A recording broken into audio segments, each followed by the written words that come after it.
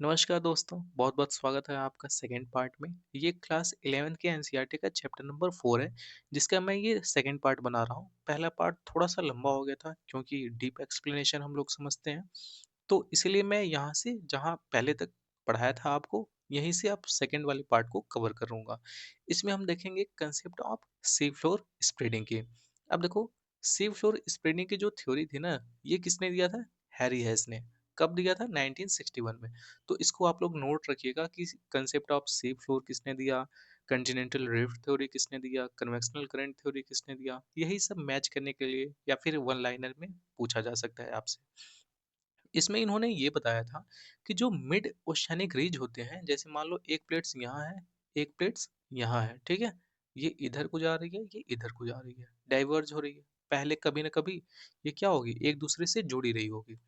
अब जुड़ी रहती है, बट क्या होता है कि नीचे का जो हॉट मोल्टेन मैग्मा होता है वो जब पिघलता है और ऊपर की तरफ पुश करता है, तो इस प्लेट्स को दूर ढकेलता है। ये वाली प्लेट्स अगर मान लो यहाँ से कभी ज्वाइंट है, तो ये यहीं से इधर जाएगी, और जो राइट वाली प्लेट है ये अपने और राइट जाएगी। तो पहले तो ये प्लेट इतना में ही थी, ठीक है, इतना में ही था प्लेट, बट नीचे का जो लावा है ये ऊपर आके सॉलिडिफाई होगा और जमा होने लगेगा, जो रिज का फॉर्मेशन करेगा। बट ये प्लेट्स थोड़ा-सा और इधर बढ़ जाएगी और ये प्लेट्स इधर और बढ़ जाएगी। तो इससे क्या हो गया, जो हमारा सी फ्लोर पहले इतना था, ये थोड़ा-सा और फैल जाएगा। सी फ्लोर स्प्रेडिंग का मतलब क्या होता है कि जो हमारा सी का फ्लोर था, वो थोड़ा-सा और फैल जाएगा। कैसे फैलेगा? इसी मैग्मा की वजह से, जो नीचे से निकल के बीच में रिज बना देगा और जो हमारा फ्लोर था थोड़ा-सा और स्प्रेड हो जाएगा। तो इसका यही है। अब देखो, जब ये होगा तो बहुत सारे आपको यहाँ पे वोल्केनिक इरप्शन देखने को मिलेंगे, बिकॉज़ बिना वोल्केनिक इरप्शन के नया कोई भी प्लेट फॉर्मेशन तो पॉसिबल है नहीं। जब भी ये निकलेगा तो वोल्केनिक इरप्शन होगा। ये कहाँ पे सबसे ज़्यादा होता है? मिड अटलांटिक रीज में। आप लोग सुने होंगे कि जो हमारा अटलांटिक ओशन होता है उसमें बहुत ज़्यादा रिच पाई जाती है। रिज बेसिकली क्या होता है? जो भी हमारा प्लेट्स के बीच में, बेसिकली ओशन ओशन की बात कर रहे हैं हम, दो प्लेट्स के बीच में जो भी न्यू लावा आके जमा हो जाता है थोड़ा सा हाइट लेके, ठीक है, उसी को हम रिज बोलते हैं।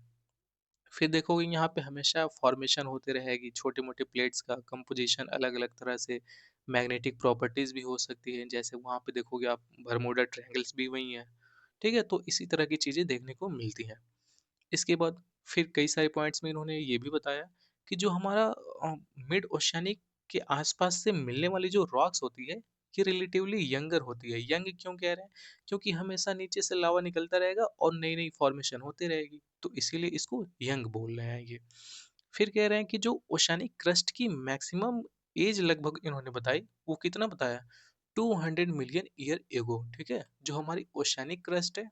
अब देखो, दो तरह की क्रस्ट होती है, यहाँ से हमारा कंटिनेंट है और यहाँ से ओशन शुरू हो गया। तो जो ओशन पे ये वाटर है, इसको भी इन्होंने, ये भी तो क्रस्ट है, और जहाँ पे हम लोग लैंड पे रहते हैं ऊपर, ये भी तो क्रस्ट है।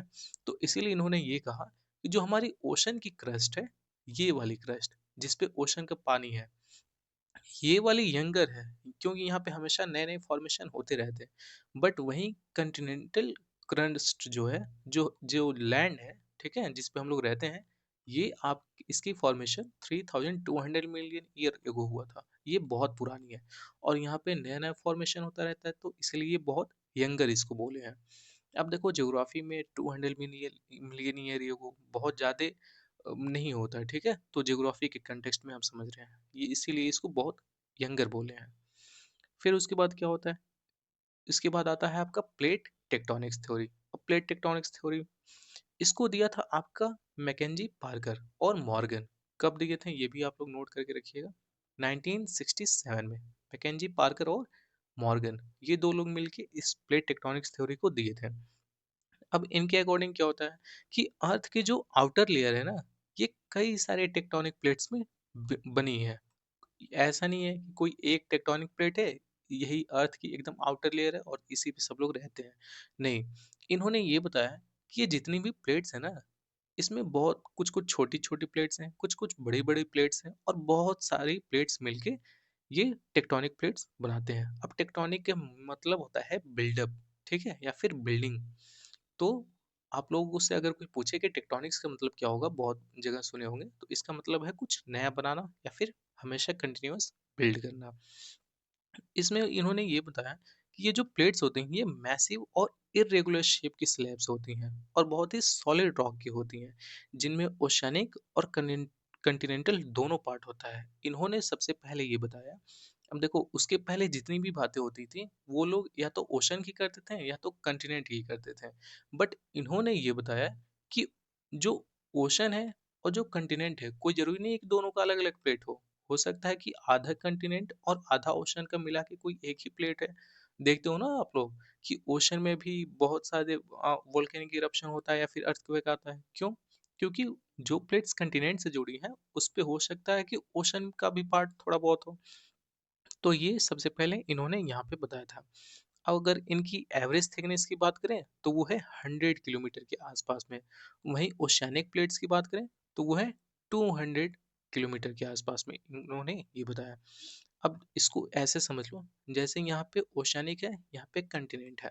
अब अगर हम कंटिनेंट से देखेंगे कि कितना इस प्लेट की विथ है, ठीक है, क्रस्ट की कितनी विथ है, तो ये 200 किलोमीटर हो सकता है क्योंकि इतना ऊपर से देख रहे हैं। और वहीं जो ओशियानिक क्रस्ट है ये भी तो क्रस्ट का पार्ट है, तो यहाँ से देखोगे तो आप 100 किलोमीटर, जैसे मान लो बिल्कुल यहाँ ये हो गया, ये यहाँ से लेके आपका यहाँ तक 200 किलोमीटर, और ये इस पे पानी भरा हुआ है, वाटर है, क्योंकि ओशियानिक फ्लोर है।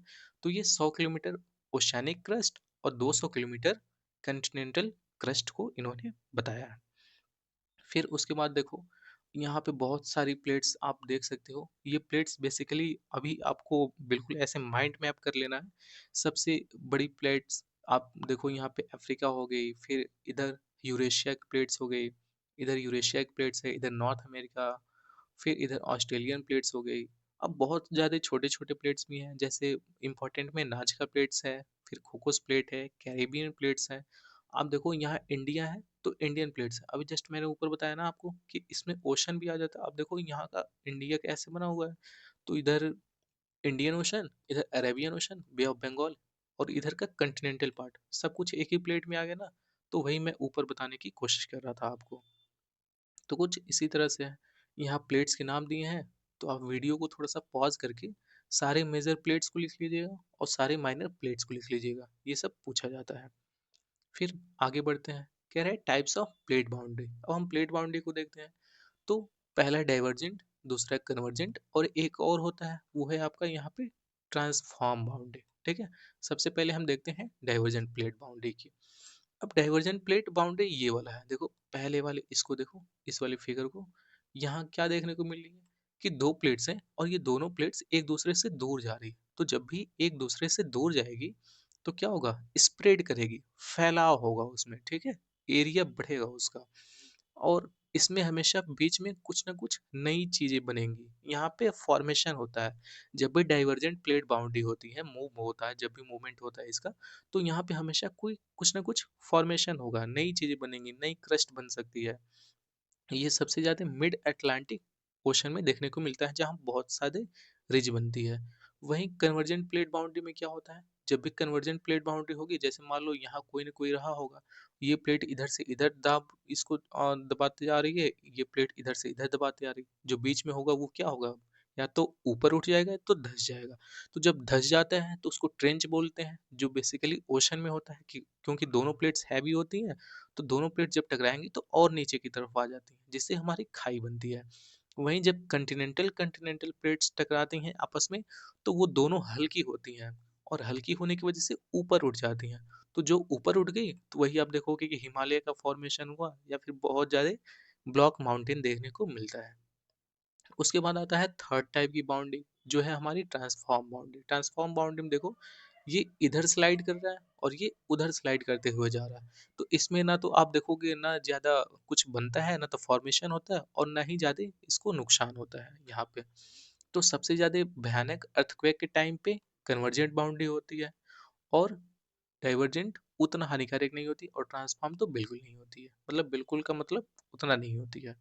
और हम देखते हैं रेट ऑफ प्लेट मूवमेंट। अब देखो क्या हुआ कि जो भी ओशन फ्लोर पर जो नॉर्मल और रिवर्स मैग्नेटिक फील्ड है, इन्होंने सबसे ज़्यादा साइंटिस्ट को हेल्प किया ये पता करने की कि जो प्लेट्स की मूवमेंट है ना, उसका रेट या फिर क्या है तो स्पीड क्या है, ठीक है? अगर हम बात करें एग्जाम्पल के तौर पे, तो जो आर्कटिक प्लेट होती है ये सबसे स्लो मूव करती है एक साल में, ये सिर्फ 2.5 सेंटीमीटर मूव करती है। वहीं बात करें अगर हम ईस्ट पैसिफिक साइड की, तो ये 15 सेंटीमीटर तक मूव करती है। तो इसलिए देखे होगे आप लोग कि जो हमारा अफ्रीकन प्लेट है वो अब फिर उसमें बहुत बड़ी दरार आ रही है। पहले तो मेडागास्कर टूट के अलग हो चुका है, बट एक और दरार आ रही है। क्यों आ रही है? क्योंकि उसकी जो टूटने वाली स्पीड है या फिर मूवमेंट करने वाली स्पीड है प्लेट की, वो 15 सेंटीमीटर पर ईयर है। फिर कह रहा है कि जो प्लेट्स मूवमेंट है, इसमें कौन कौन से फोर्सेस काम करते हैं। तो इसको समझने के लिए हमें सबसे पहले ये याद रखना चाहिए कि जो अर्थ की सरफेस है ना, वो डायनेमिक है और जो इसका इंटीरियर है वो मोबाइल है। मतलब हमेशा सेम नहीं रहता, हमेशा इसमें चेंजिंग होते रहता है, हमेशा बदलाव देखने को मिलता रहता है। क्यों बदलाव होता है? क्योंकि अर्थ के क्रस्ट के आसपास जो एस्थेनोस्फेयर है या फिर लिथोस्फेयर, वहाँ एक हॉट मॉल्टेन मैग्मा है, चैम्बर है बिल्कुल मैग्मा का। और यही जब हीट होता है, जो मटेरियल यहाँ पे हीट होता है मैग्मा, जब हीट होगा तो ये ऊपर की तरफ आना चाहेगा, और जब ठंडा होगा तो बिल्कुल नीचे की तरफ सिंक करना चाहेगा। यही मिलके एक ना सेल बना देता है। अब देखो ये साइकिल टाइप का कुछ बन गया, जब गर्म होगा तो ऊपर जाएगा, फिर ठंडा होगा तो नीचे आएगा। तो अब जब मान लो इस पे कोई प्लेट्स होगी तो वो क्या करेगी? जब ये हॉट होगा तो प्लेट्स को उठाएगा और मूव कराएगा इधर, फिर ठंडा होगा तो फिर प्लेट्स बैठ जाएगी वहां पे। तो इसी तरह से ये साइकिल चलता रहता है। इसी तरह से ये फोर्स काम भी करती रहती है। अब कौन-कौन से हैं इस हीट के सोर्स, कौन-कौन से हैं? तो एक है रेजिडुअल हीट और दूसरा है रेडियो एक्टिव डिके। अब रेजिडुअल हीट और रेडियो एक्टिव डिके क्या है? इस हीट में आप देखोगे कि जब अर्थ के फॉर्मेशन के टाइम पे जो एनर्जी बची थी ना, वो रेजिडुअल हीट है। और radio active decay just just मैंने आपको बताया था कि अर्थ के नीचे जो भी आप देखोगे मटेरियल पाए जाती हैं या फिर जो भी एलिमेंट पाए जाते हैं वो रिएक्ट करते हैं, तो उससे रेडियो एक्टिव एलिमेंट या फिर रेडियो एक्टिव डीके से हीट जनरेट होती है। तो ये दो हीट है, दो हीट काम करती हैं। कह रहा है it was first considered by Arthur Holmes. सबसे पहले इसको किसने बताया था? आर्थर होम्स ने। इन्होंने कन्वेक्शनल करंट थ्योरी दिया था, उसी में इन्होंने बताया था 1930 में। फिर उसके बाद हैरी हेज ने बताया। ठीक है, तो आप दो नाम ये याद रखोगे। अब हम पढ़ने वाले हैं इंडियन प्लेट्स के बारे में, बहुत ही इंपॉर्टेंट है, तो आप लोग बिल्कुल इसको ध्यान से देखिएगा और समझने की कोशिश करिएगा। सबसे पहले कह रहा है कि जो इंडियन प्लेट्स थी ना, ये हमारा इसमें इंडिया या फिर ऑस्ट्रेलिया, इसमें दोनों आती है इंडियन प्लेट्स में। और ये हमेशा से यहाँ यूरेशिया के साथ नहीं था, ये कभी ना कभी पार्ट हुआ करता था गोंडवाना लैंड का। मतलब ये है कि जब पेंजिया टूटा था, तो उस समय ये साउथ वाले पार्ट का गोंडवाने वाले लैंड का ये पार्ट हुआ करता था हमारा इंडियन प्लेट। फिर क्या होता है कि धीरे धीरे ये वहां से मूव करता आता है और आगे यूरेशियन प्लेट के साथ कोलाइड हो जाता है। इस प्रोसेस को हम बोलते हैं कंटिनेंटल कन्वर्जेंस। देखो यहाँ कह रहा है ना कंटिनेंटल कन्वर्जेंस, जब दो कंटिनेंट आपस में मिलते हैं, कोलाइड करते हैं, तो इसी प्रोसेस को हम बोलते हैं कंटिनेंटल कन्वर्जेंस। और इसकी वजह से क्या होता है, दोनों प्लेट्स कंटिनेंट की हैं, मतलब ग्रेनाइट की बनी हुई हैं, तो दोनों हल्की होंगी। अब जब हल्की होंगी दोनों आपस में मिलेंगी तो ऊपर की साइड उठेंगी। इसी ऊपर के साइड उठने की वजह से यहाँ पे हिमालय का आप देखोगे फॉर्मेशन देखने को मिलता है। और फिर ये यहाँ से यहाँ तक फैला है, अराकाम, योमा, फिर यहाँ पे देखोगे अंडमान निकोबार, ये सब हिमालय के ही ये उभरे हुए पार्ट्स हैं। और इनका फॉर्मेशन इन्हीं दो कंटिनेंटल प्लेट्स के टकराने की वजह से हुआ है।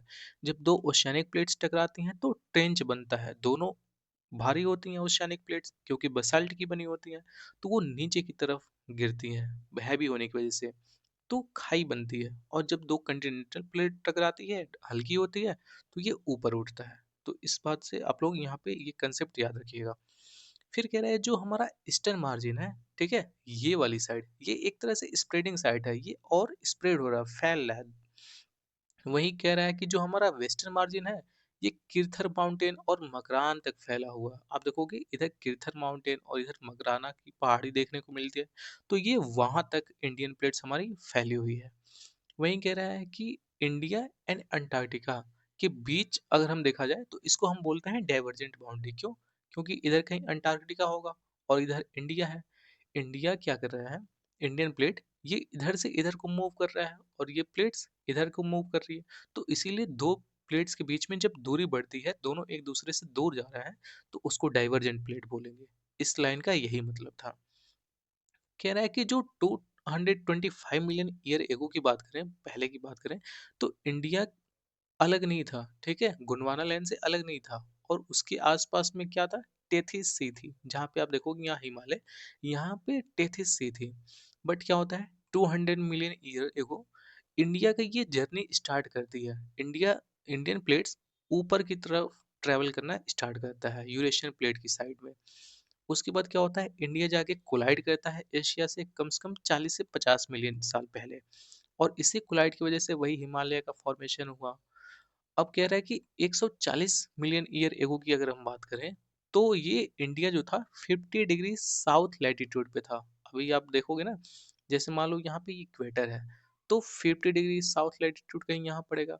तो वही कह रहा है कि 140 साल मिलियन ईयर एगो पहले इंडियन प्लेट कुछ यहाँ पे थी, बट समय के साथ साथ ये ऊपर की तरफ शिफ्ट होना शुरू की।